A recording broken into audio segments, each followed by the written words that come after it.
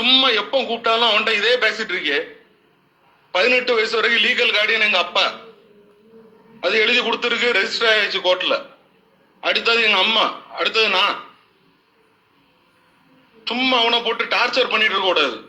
அவன் இப்பதான் கொஞ்சம் ஒழுங்கா இருக்கான். அதுல இருந்து வெளியே வந்து இப்பதான் கொஞ்சம் நல்லா படிச்சுட்டு இருக்கான். சும்மா நோண்டிட்டே இருந்தா நீ, அதாவது உங்ககிட்ட தான் கொடுக்க முடியாது. 18 வயசுக்கு அப்புறம் எல்லாத்தையும் பார்க்கலாம்.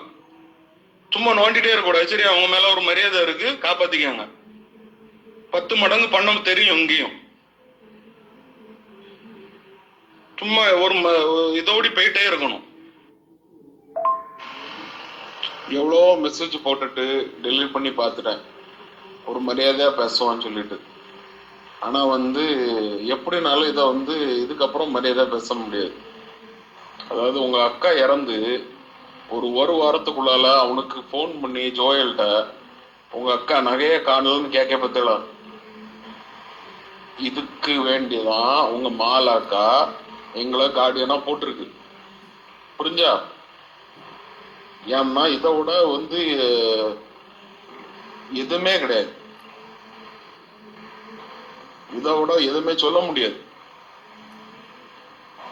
ஏதோ அவங்க வந்து கடைசி நேரத்துல அவங்களுக்கு தோணி இருக்கு, அதனாலதான் இந்த கார்டியனா எங்களை போட்டது.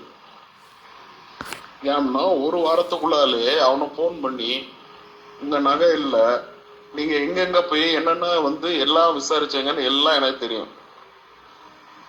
அங்க ஒவ்வொரு இடத்துலயும் பேங்க்லயும், கேனரா பேங்க்லயும், கேனரா பேங்க் இல்ல ஐஓபிலையும் எல்லாத்துலயும் நீங்க பண்ணது எல்லாமே எனக்கு தெரியும். ஏன்னா இதுக்கு வேண்டிதான் எங்களை கார்டியனா போட்டது.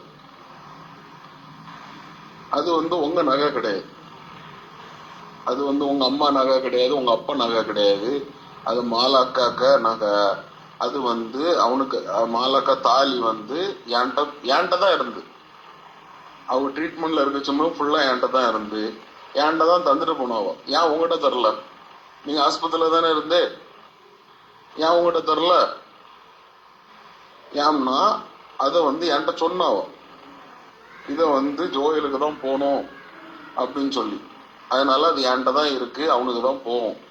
இது மட்டும் இல்ல, மாலாக்காக்க ஒவ்வொரு கம்மல் வரைக்கும் அவனுக்கு தான் போகும்.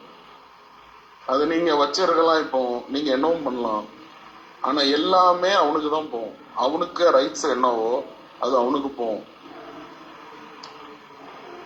நான் கூட வந்து கொஞ்சம் விட்டுறலான்னு பார்த்தேன். சரி, ஏன்னா எனக்கே அவ்வளவு சொத்து இருக்கு, ஜோயலுக்கு நான் பார்த்துக்கலான்னு பார்த்தேன்.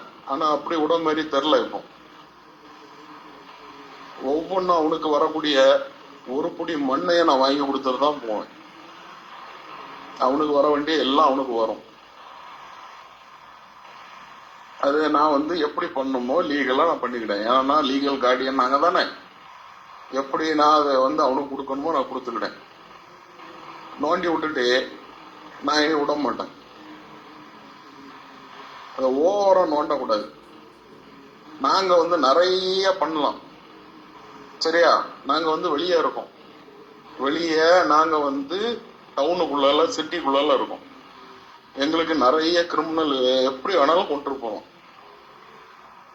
அந்த ஒவ்வொரு கிரிமினலும் கிடையாது, அவனுக்கு வேண்டி அவனுக்கு வரக்கூடிய பங்கு அவனுக்கு போட்டு.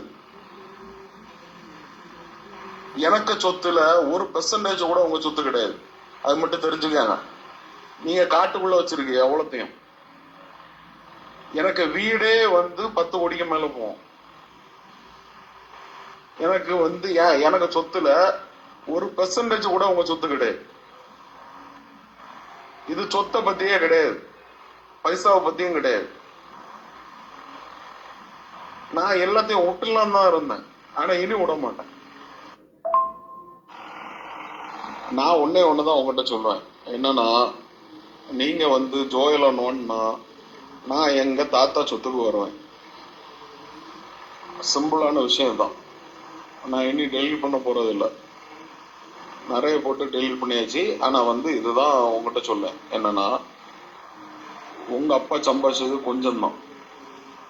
நீங்க இப்ப அனுபவிச்சுட்டு இருக்கீல்ல, அது எல்லாமே பாதிக்கு பாதி இல்லை, எல்லாத்தையும் நாங்க அனலைஸ் பண்ணி அந்த பத்திரம் எல்லாம் நாங்க எதுக்கு வந்து பார்த்தோம்ல, எல்லாம் தெரியும். பெரியப்பாவும் சொல்லுவோம், உங்க அப்பா சம்பாதிச்சது கொஞ்சம் தான்.